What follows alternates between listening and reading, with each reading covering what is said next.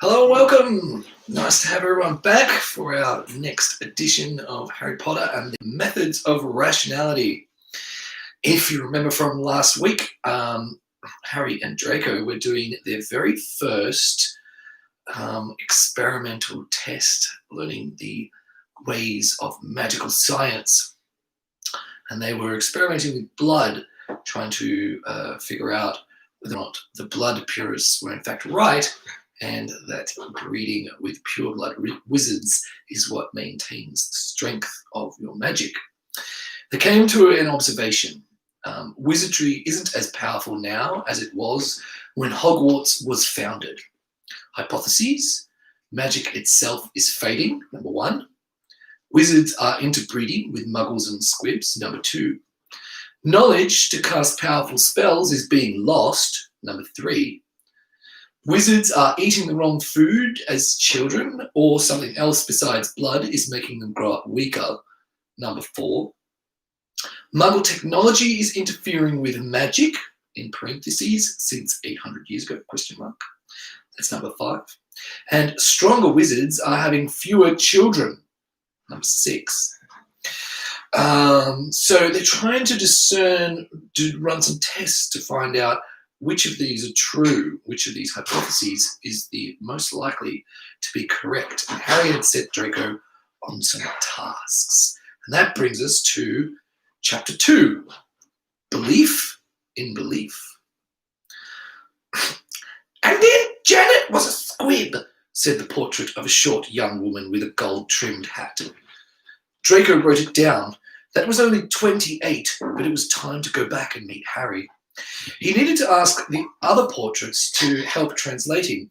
English had changed a lot, but the oldest portraits had described first-year spells that sounded an awful lot like the ones they had now. Draco had recognised around half of them, and the other half didn't sound any more powerful. The sick feeling in his stomach had grown with each answer until finally, unable to take it any more, he'd gone off and asked other portraits Harry Potter's strange question about squib marriages instead.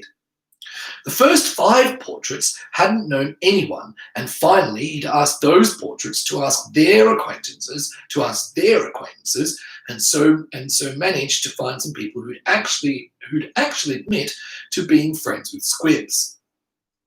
The first-year Slytherin had explained he was working on an important project with a Ravenclaw, and the Ravenclaw had told him they needed this information and then run off without saying why.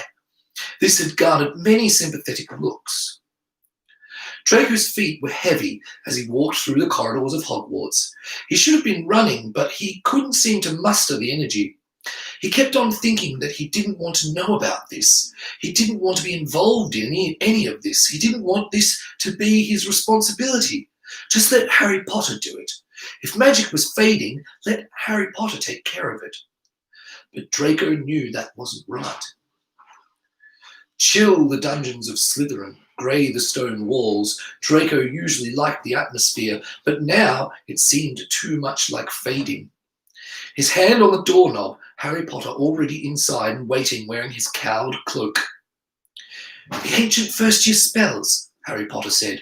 What did you find? They're no more powerful than the spells we use now. Harry Potter's fist struck a desk hard. Damn it! All right. My own experiment was a failure, Draco. There's something called the Interdict of Merlin. Draco hit himself on the forehead, realising which stops anyone from getting knowledge of powerful spells out of books. Even if you find and read a powerful wizard's notes, they won't make sense to you. It has to go from one living mind to another. I couldn't find any powerful spells that we had the instructions for but couldn't cast. But if you can't get them out of old books, why would anyone bother passing them on by word of mouth after they stopped working? Did you get the data on the squib couples? Sorry, that was Harry speaking, thought Draco cut in. Draco started to hand the parchment over, but Harry Potter held up a hand. Law of science, Draco. First I tell you the theory and the prediction, then you show me the data. That way, you know I'm not just making up a theory to fit. You know that the theory actually predicted the data in advance. I have to explain this to you anyway, so I have to explain it before you show me the data. That's the rule. So put on your own cloak, and let's sit down.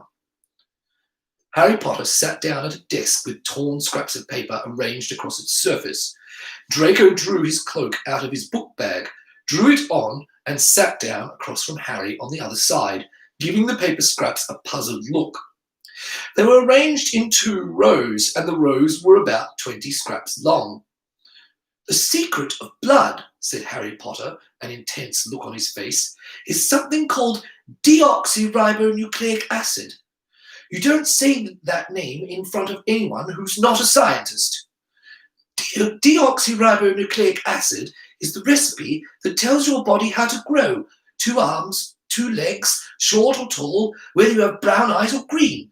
It's a material thing. You can see it if you have microscopes, which are like telescopes, only they look at things that are very small instead of very far away. And that recipe has 2 copies of everything, always, in case 1 copy is broken. Imagine 2 long rows of pieces of paper. At each place in the row, there are 2 pieces of paper. And when you have children, your body selects 1 piece of paper at random from each place in the row. And the mother's body will do the same. And so the child will get 2 pieces of paper at each place in the row. 2 copies of everything. 1 from your mother, 1 from your father. And when you have children, they get 1 piece of paper from you at random in each place. As Harry spoke, his fingers ranged over the paired scraps of paper, pointing to one part of the pair when he said, from your mother, then over the other when he said, from your father.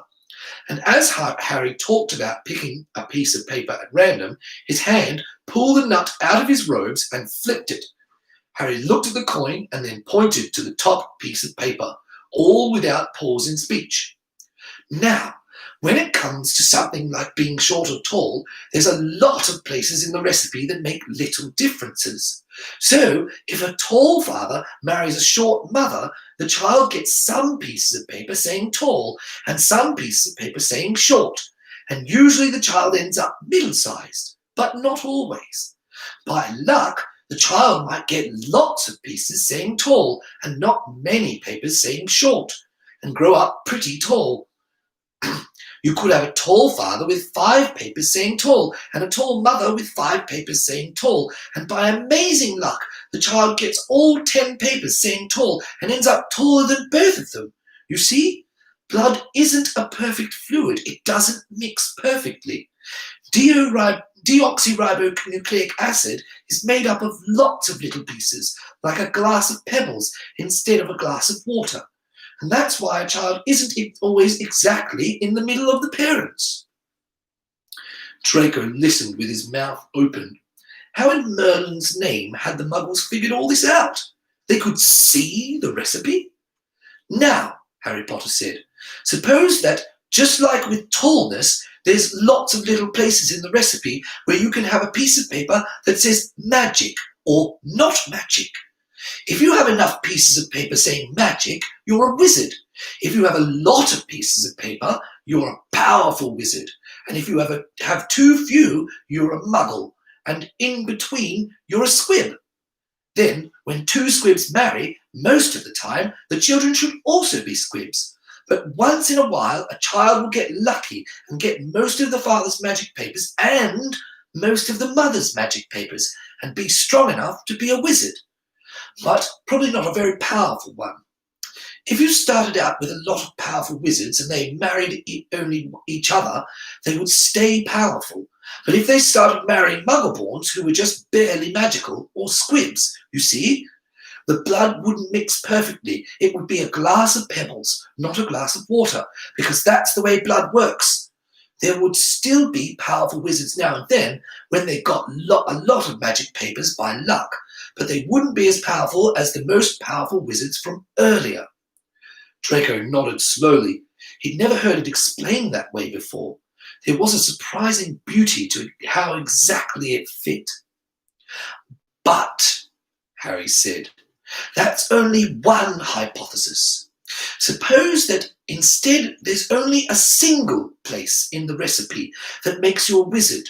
Only one place where a piece of paper can say magic or not magic. And there are 2 copies of everything, always. So then there are only 3 possibilities.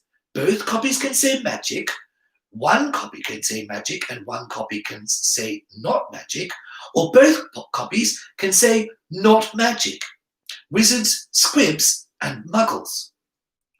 2 copies and you can cast spells. 1 copy and you can still use potions or magical devices, and 0 copies means you might even have trouble looking straight at magic. Muggleborns wouldn't really be born to muggles, and they would be born to 2 squibs, 2 parents each with 1 magic copy who'd grown up in the muggle world. Now imagine a witch marries a squib. Each child will get 1 piece picked at random, both say magic.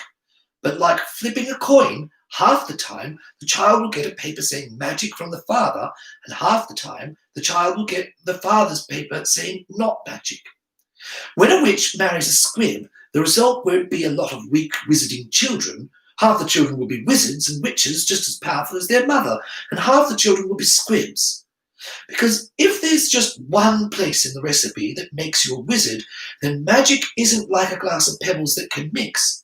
It's like a single magic pebble, a sorcerer's stone. Harry arranged 3 pairs of papers side by side. On 1 pair he wrote magic and magic. On another he wrote magic on the top paper only, and the 3rd pair he left blank. In which case, Harry said, either you have 2 stones or you don't. Either you're a wizard or not. Powerful wizards would get that way by studying harder and practicing more. And if wizards get inherently less powerful, not because of spells being lost, but because people can't cast them, then maybe they're eating the wrong foods or something. But if it's gotten steadily worse over 800 years, then that could mean magic itself is fading out of the world. Harry arranged another 2 pairs of papers side by side and took out a quill. Soon each pair had 1 piece of paper saying magic and the other paper blank. And that brings me to the prediction, said Harry. What happens when 2 squibs marry? Flip a coin twice. It can come up heads and heads, heads and tails, tails and heads, or tails and tails. So 1/4 of the time you'll get 2 heads, 1/4 of the time you'll get 2 tails, and half the time you'll get 1 heads and 1 tail. Same thing if 2 squibs marry. 1/4 of the children would come up magic and be wizards. 1/4 would come up not magic and be muggles. The other half would be squibs. It's a very old and very classic pattern. It was discovered by Gregor Mendel, who is not forgotten, and it was the first hint ever uncovered for how the recipe worked. Anyone who knows anything about blood science would recognize that pattern in an instant. It wouldn't be exact any more than you flip a coin twice 40 times, you'll always get exactly 10 pairs of 2 heads. But if it's 7 or 13 wizards out of 40 children, that'll be a strong indicator. That's the test I had you do. Now, let's see your data. And before Draco could even think, Harry had taken the parchment out of Draco's hand. Draco's throat was very dry. 28 children. He wasn't sure of the exact number, but he wanted to be pretty sure around a fourth had been wizards. 6 wizards out of 28 children, Harry Potter said after a moment. Well, that's that then. And first years were casting the same spells at the same power level 8 centuries ago too. Your test and my test both came out the same way. There was a long silence in the classroom. What now? Draco whispered. He'd never been so terrified. It's not definite yet, said Harry Potter. My experiment failed, remember? I need you to design another test, Draco. Draco said. His voice was breaking. I can't do this, Harry. It's too much for me. Harry's look was fierce.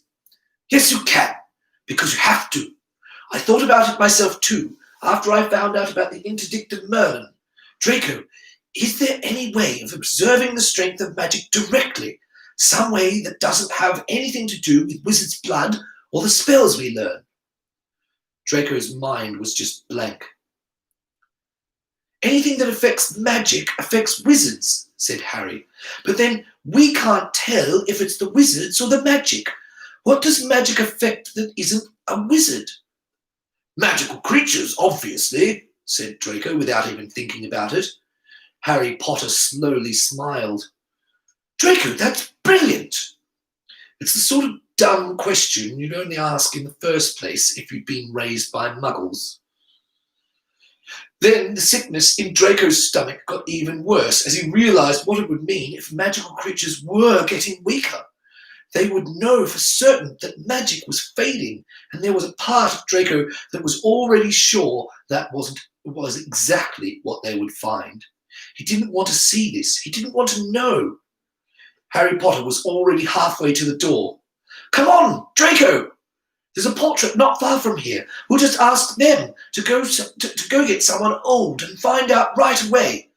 We're cloaked. If someone sees us, we can just run away. Let's go. It didn't take long after that.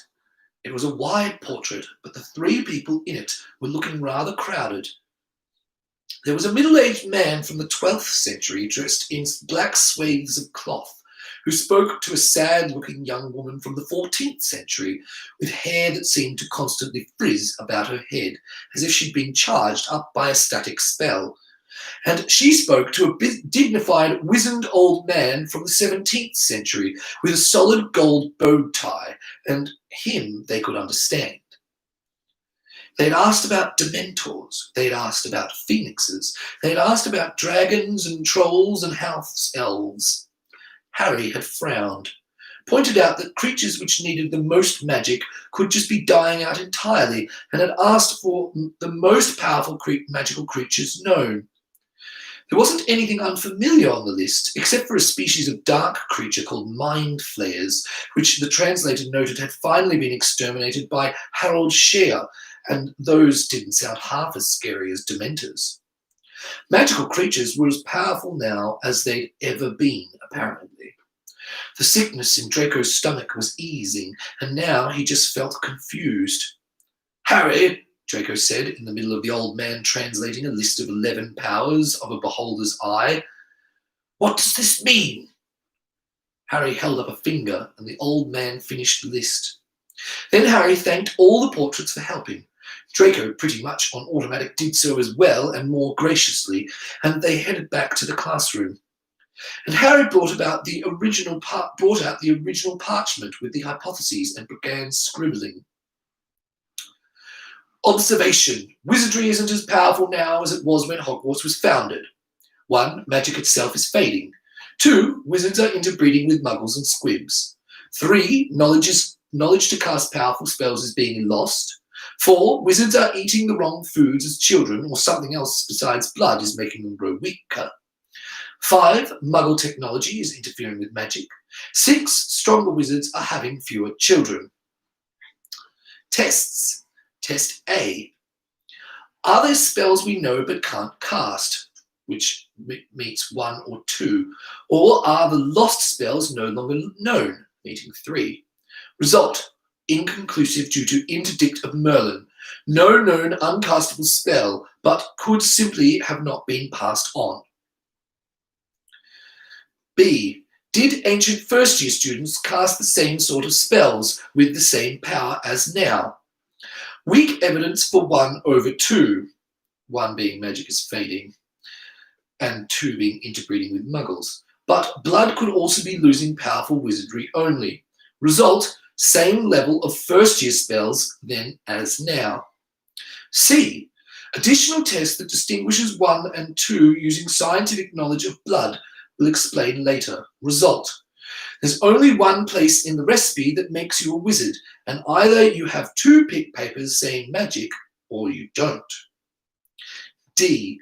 Are magical creatures losing their powers? Distinguishes 1 from 2 or 3. Result, magical creatures seem to be as strong as they ever were. Said Harry Potter. A failed B is weak evidence for 1 over 2. C falsifies 2. D falsifies 1. 4 was unlikely, and B argues well against 4 as well. 5 was unlikely, and D argues against it. 6 is falsified along with 2. That leaves 3, interdict of Merlin or not. I didn't actually find any known spell that couldn't be cast, but when you add it all up, it looks like knowledge is being lost. And the trap snapped shut. As soon as the panic went away, as soon as Draco understood that magic wasn't fading out, it took all of 5 seconds to realise. Draco shoved himself away from the desk and stood up so hard that his chair skittered with a scraping noise across the floor and fell over. So it was all just a stupid trick, then? Harry Potter stared at him for a moment, still sitting. When he spoke, his voice was quiet. It was a fair test, Draco. If it had come out a different way, I would have accepted it. That's not something I would ever cheat on, ever. I didn't look at your data before I made predictions. I told you up front when the interdict of Merlin invalidated the first experiment. Oh, Draco said, the anger starting to come out in his voice. You didn't know how the whole thing was going to come out? I didn't know anything you didn't know, Harry said, still quietly. I admit that I suspected. Hermione Granger was too powerful. She should have been barely magical, and she wasn't. How can a Muggleborn be the best spellcaster in Hogwarts? And she's getting the best grades on her essays too. And it's too much coincidence for one girl to be the strongest magically and academically unless there's a single cause. Hermione Granger's existence pointed to there being only one thing that makes you a wizard, something you either have or you don't. And the power difference is coming from how much we know and how much we practice. And there weren't different classes for purebloods and Muggleborns and so on. There were too many ways the world didn't look the way it would look if you were right. But Draco, I didn't see anything you couldn't see too. I didn't perform any tests I didn't tell you about. I didn't cheat, Draco. I wanted us to work out the answer together. And I never thought that magic might be fading out of the world until you said it. It was a scary idea for me too. Whatever, Draco said. He was working very hard to control his voice and not just start screaming at Harry. You claim you're not going to run off and tell anyone about this? Not without consulting you first, Harry said. He opened his hands in a pleading gesture. Draco, I'm being as nice as I can, but the world turned out just not to be that way. Fine. Then you and I are through. I'm going to just walk away and forget any of this ever happened. Draco spun around, feeling the burning sensation in his throat, the sense of betrayal, and that was when he realised he really had liked Harry Potter, and that thought didn't slow him down for a moment as he strode towards the classroom door. And Harry Potter's voice came, now louder and worried. Draco, you can't forget. Don't you understand? That was your sacrifice. Draco stopped in mid-stride and turned around. What are you talking about? But there was already a freezing coldness in Draco's spine. He knew even before Harry Potter said it.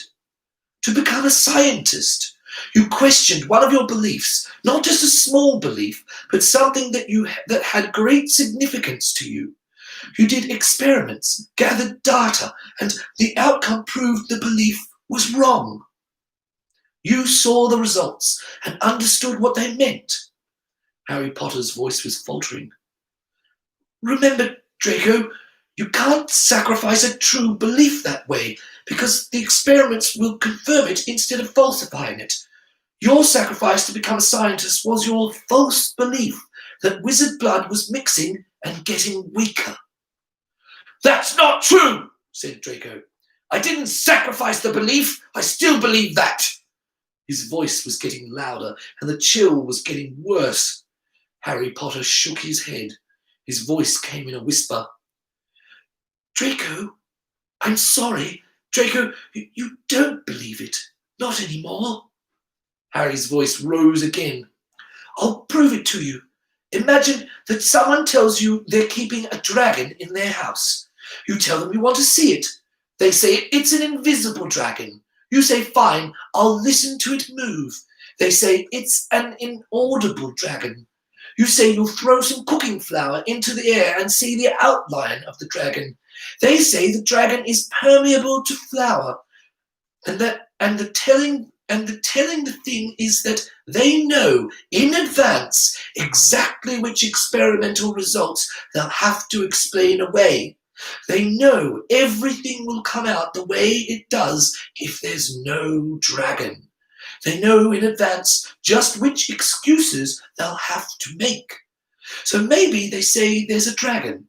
Maybe they believe they believe there is a dragon. It's called belief in belief, but they don't actually believe it. You can be mistaken about what you believe. Most people never realize there's a difference between believing something and thinking it's good to believe it. Harry Potter had risen from the desk now and taken a few steps toward Draco. "And Draco, you don't believe anymore in blood purism. I'll show you that you don't. If blood purism is true, then Hermione Granger doesn't make sense. So what could explain her? Maybe she's a wizarding orphan raised by muggles, just like I was. I could go to Granger and ask to see pictures of her parents to see see if she looks like them. Would you expect her to look any different? Should we go perform that test?" "They would have put her with relatives," Draco said, his voice trembling. "They'll still look the same." "You see? You already know what experimental result you'll have to excuse. If you still believed in blood purism, you would say, sure, let's go take a look. I bet she won't look like her parents. She's too powerful to be a real muggle-born." "They would have put her with relatives." "Scientists can do tests to check for sure if someone is the true child of a father. Granger would probably do it if I paid her family enough. She wouldn't be afraid of the results. So what do you expect the test to show? Tell me to run it, and we will. But you already know what the test will say. You always know. You won't ever be able to forget. You might wish you believed in blood purism, but you'll always expect to see happen in just exactly what would happen if there was only one thing that made you a wizard. That was your sacrifice to become a scientist." Draco's breathing was ragged. "Do you realize what you've done?" Draco surged forward and seized Harry by the collar of his robes. His voice rose to a scream. It sounded unbearably loud in the closed classroom and the silence. "Do you realize what you've done?" Harry's voice was shaky. "You had a belief. The belief was false. I helped you see that. What's true is already so. Owning up to it doesn't make it worse." The fingers on Draco's right hand clenched into a fist, and that hand dropped down and blasted up unstoppably and punched Harry Potter in the jaw so hard that his body went crashing back into a desk and then to the floor. "Idiot!" screamed Draco. "Idiot! Idiot!" Draco, whispered Harry from the floor. "Draco, I'm sorry. I didn't think this would happen for months. I didn't expect you to awaken as a scientist this quickly. I thought I would have longer to prepare you, teach you the techniques that make it hurt less to admit you're wrong." "What about Father?" Draco said. His voice trembled with rage. "Were you going to prepare him, or did you just not care what happened after this?" "You can't tell him," Harry said, his voice rising in alarm. "He's not a scientist. You promised, Draco." For a moment, the thought of Father not knowing came as a relief. And then the real anger started to rise. "So you planned for me to lie to him and tell him I still believe," Draco said, voice shaking. "I'll always have to lie to him, and now when I grow up I can't be a Death Eater, and I won't even be able to tell him why not."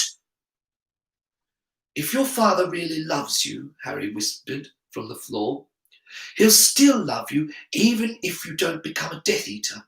And it sounds like your father does really love you, Draco."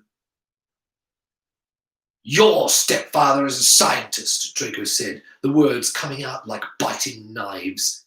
"If you weren't going to be a scientist, he would still love you, but you'd be a little less special to him."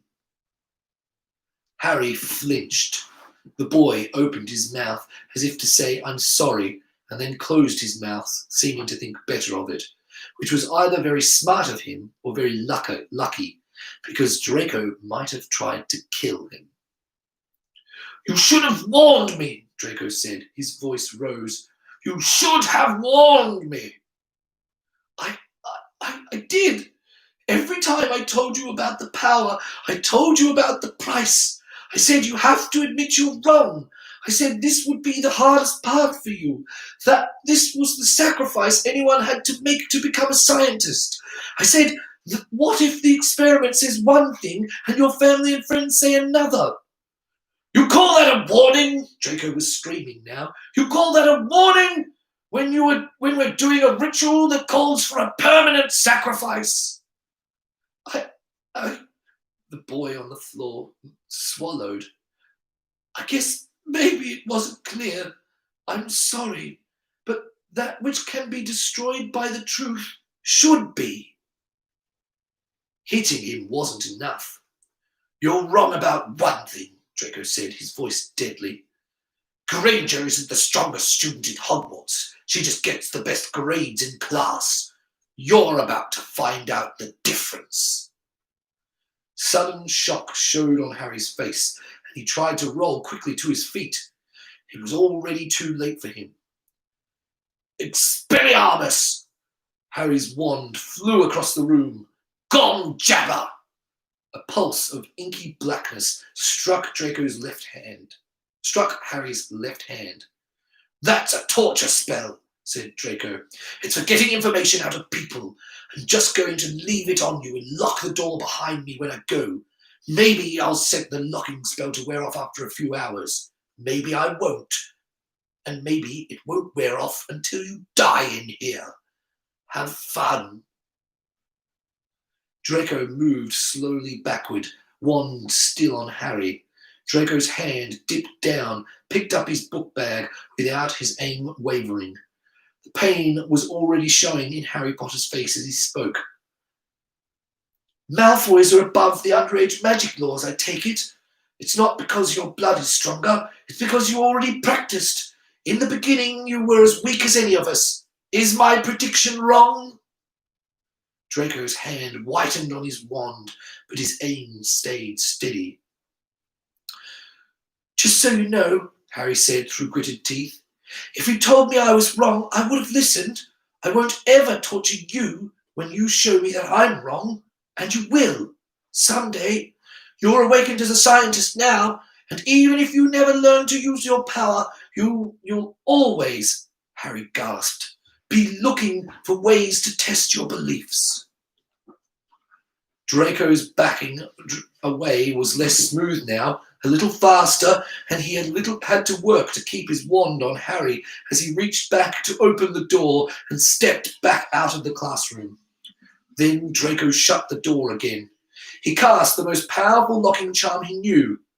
Harry waited until he heard Harry's first scream before casting the quietus, and then he walked away. "Ah! Finite incantatum! Finite incantatum! Ah!" Harry's left hand had been put into a pot of boiling cooking oil and left there. He put everything he had into the finite incantatum, and it still wasn't working. Some hexes required specific counters, or you couldn't undo them. Or maybe it was just that Draco was that much stronger. Ah! Harry's hand was really starting to hurt now, and that was interfering with his attempts to think creatively. But a few screams later, Harry realised what he had to do. His pouch, unfortunately, was on the wrong side of his body, and it took some twisting to reach into it, especially with his other arm flailing around in a reflex, unstoppable attempt to fling off the source of pain. By the time he managed it, his other arm had managed to throw away his wand again. Ah, medical kit! Ah, medical kit!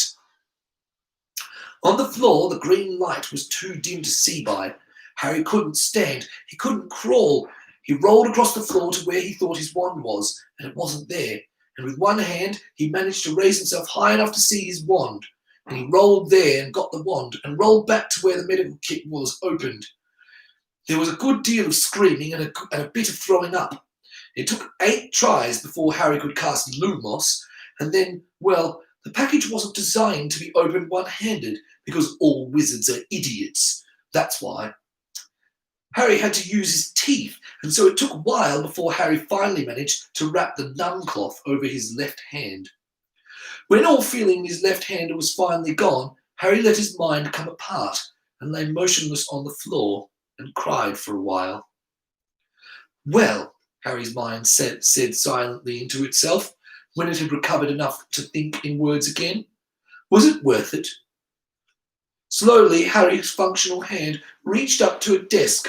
Harry pulled himself to his feet, took a deep breath, exhaled, smiled. It wasn't much of a smile, but it was a smile nonetheless. Thank you, Professor Quirrell. I couldn't have lost without you. He hadn't redeemed Draco yet, not even close. Contrary to what Draco himself might now believe, Draco was still the child of a Death Eater through and through. Still a boy who'd grown up thinking rape was something the cool older kids did. But it was one heck of a start. Harry couldn't claim it had all gone just as planned. It had all gone just as completely made up on the spot. The plan hadn't called for this to happen until December or thereabouts, after Harry had taught Draco the techniques not to deny the evidence when he saw it. But he'd seen the look of fear on Draco's face, realised that Draco was already taking an alternative hypothesis seriously, and seized the moment. One case of true curiosity had the same sort of redeeming power in rationality that one case of true love had in movies. In retrospect, Harry had given himself hours to make the most important discovery in the history of magic, and months to break through the undeveloped mental barriers of an 11-year-old boy. This could indicate that Harry had some sort of major cognitive deficit with respect to estimating task completion times. Was Harry going to science hell for what he'd done? Harry wasn't sure. He contrived to keep Draco's mind on the possibility that magic was fading, made sure Draco would carry out the part of the experiment that would seem at first to point in that direction. He'd waited until after explaining genetics to prompt Draco into realising about magical creatures, though Harry had thought in terms of ancient artefacts like the Sorting Hat, which no one could duplicate anymore, but which continued to function. But Harry hadn't actually exaggerated any evidence, hadn't distorted the meaning of any results. When the interdict of Merlin had invalidated the test that should have been definitive, he told Draco up front. And then there was the part after that. But he hadn't actually lied to Draco. Draco had believed it, and that would make it true. The end, admittedly, had not been fun. Harry turned and staggered toward the door. Time to test Draco's locking spell. The first step was simply to try to turn the doorknob. Draco could have been bluffing. Draco hadn't been bluffing. Finite incantatem! Harry's voice came out rather hoarse, and he could feel that the spell hadn't taken. So Harry tried it again, and that time it felt true. But another twist to the doorknob showed it hadn't worked. No surprise there.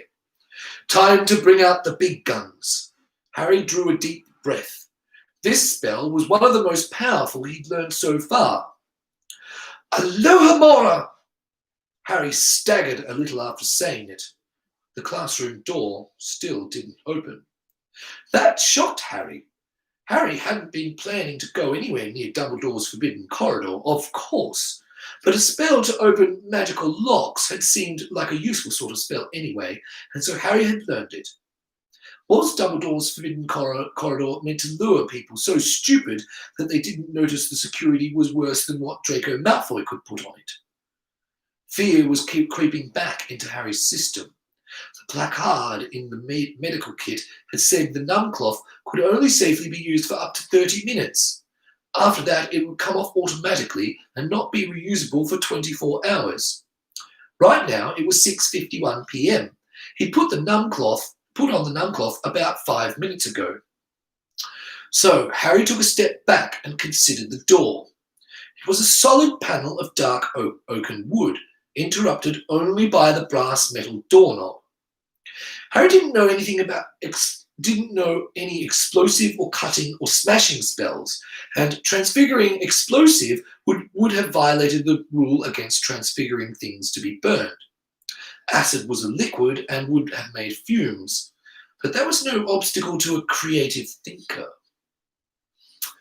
Harry laid his wand against one of the door's brass hinges and concentrated on the form of cotton as a pure abstraction apart from any material cotton, and also on the pure material apart from the pattern that made it a brass hinge, and brought the two concepts together, imposing shape on substance. An hour of transfiguration practice every day for a month had gotten Harry to the point where he could transfigure a substance of 5 cubic centimetres in just under a minute. After 2 minutes, the hinge hadn't changed at all. Whoever had designed Draco's locking spell, they'd thought of that too. Or the door was part of Hogwarts, and the castle was immune. A glance showed the walls to be solid stone, so was the floor, so was the ceiling. You couldn't separately transfigure a part of something that was a solid whole. Harry would have needed to try transfiguring the whole wall, which would have taken hours or maybe days of continuous effort, if he could have done it at all. And if the wall was contiguous with the rest of the whole castle, well. Harry's time turner wouldn't open until 9 p.m. After that, he could go back to 6 p.m. before the door was locked. How long would the torch spell last? Harry swallowed hard. Tears were coming into his eyes again. His brilliantly creative mind had just offered the ingenious suggestion that Harry could cut his hand off using the hacksaw and the tool set sword in his pouch, which would hurt, obviously, but might hurt a lot less than Draco's pain spell, since the nerves would be gone and he had tourniquets in the healer's kit. And that was obviously a hideously stupid idea that Harry would regret for the rest of his entire life. But Harry didn't know if he could hold out for 2 hours under torture. He wanted out of the classroom. He wanted out of this classroom now. He didn't want to wait in here screaming for 2 hours until he could use the time turner. He needed to get out and find someone to get the torture spell off his hand. Think, Harry screamed at his brain. Think. The Slytherin door was mostly empty. People were at dinner. For some reason, Draco himself wasn't feeling very hungry.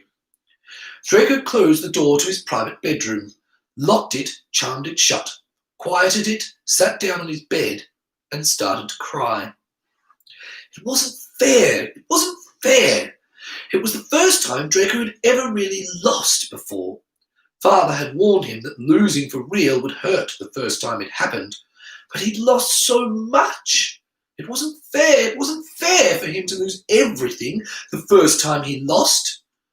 Somewhere in the dungeons, a boy Draco had actually liked was screaming in pain. Draco had never hurt anyone he'd liked before. Punishing people who deserved it was supposed to be fun, but this just felt sick inside. Father had warned him about that, and Draco wondered if it was a hard lesson everyone had to learn when they grew up, or if it was just Draco, or if Draco was just weak. Draco wished it were Pansy screaming. That would have felt better. And the worst part was knowing that it might have been a mistake to hurt Harry Potter. Who else was there for Draco now? Dumbledore? After what he'd done? Draco would sooner have been burned alive. Draco would have to go back to Harry Potter because there was nowhere else for him to go. And if Harry Potter said he didn't want him, then Draco would be nothing. Just a pathetic little boy who could never be a Death Eater, never join Dumbledore's faction, never learn science. The trap had been perfectly set, perfectly executed. Father had warned Draco over and over that what you sacrificed to dark rituals couldn't be regained. But Father hadn't known that the accursed Muggles had invented rituals that didn't need wands, rituals you could be tricked into doing without knowing it, and that was only one of the terrible secrets which scientists knew and which Harry Potter had brought with him. Draco started crying harder then. He didn't want this. He didn't want this. But there was no turning back. It was too late. He was already a scientist. Draco knew he should go back and free Harry Potter and apologize. It would have been the smart thing to do. Instead, Draco stayed in his bed and sobbed. He'd already hurt Harry Potter. It might be the only time Draco got to hurt him, and he would have to hold to that one memory for the rest of his life. Let him keep screaming.